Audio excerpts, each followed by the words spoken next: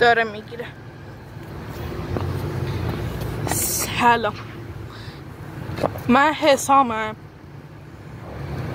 چند وقته تو یوتیوب فعالیت میکنم با ویدیو گیم و اینا، ولی الان یه ویدیو آموزشیه، تقریبا آموزش تک چرخ با دوچرخه. ما برای تک چرخ زدن یه چیز اساسی نیاز داریم که میگن شارژ کردن رکاب، پر کردن رکاب، هرچی که اسمشو میذارید. این اگه نباشه کلا نمیشه. حالا این چیه؟ چجوریه؟ نگاه کنید. سوار دوچرخه که شدید، اینو اینجوری یه هوی میزنید. خب الان من دور میزنم میرم اون ور، همونجا که بودیم.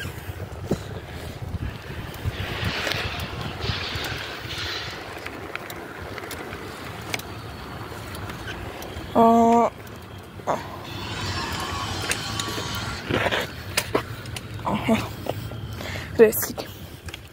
پای دوربین جدید اختراع شد، داشت میافتاد. حالا ای بابا، اینم رکابش کرد، جکش کجه. باز برای تک چرخ زدن همینی رو که الان گفتم احتیاج هست. با این نگاه کنید، حالا فکر نکنم درست بیفته. این فرمونو شما الان دستاتون نه اینجا گرفتید، قطعا اینو اینجوری رو به بالا میکشید،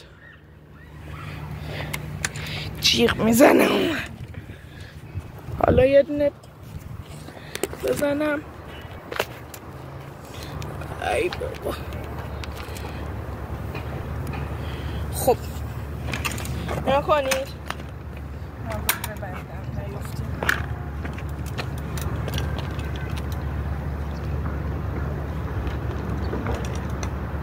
یه چند ثانیه قبلش نباید رکاب بزنید و بعدش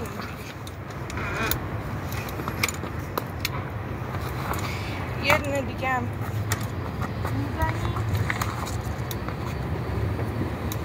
اینجوری سوار میشید. چند ثانیه قبلش رکاب نمیزنید و بعد یه خوشحال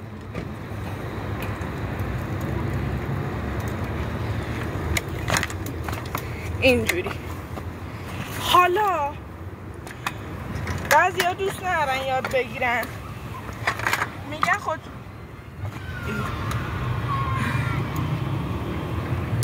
یه دقیقه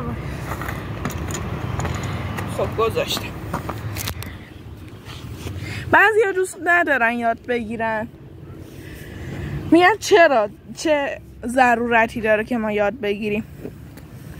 فرض کنید مثلا میخواید این مانعایی که توی پارکت یا جوب برید اونور.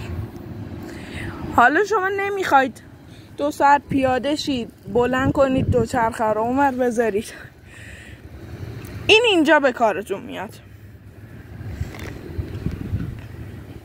پس چیز واجبیه، کمترین چیز اینو باید یاد بگیری.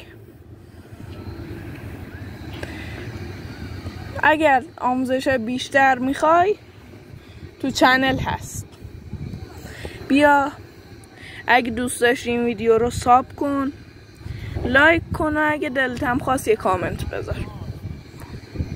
دلت خواست که نه، لطفاً بذار. خب گرفی نمونه تا ویدیو دیگه. خداحافظ.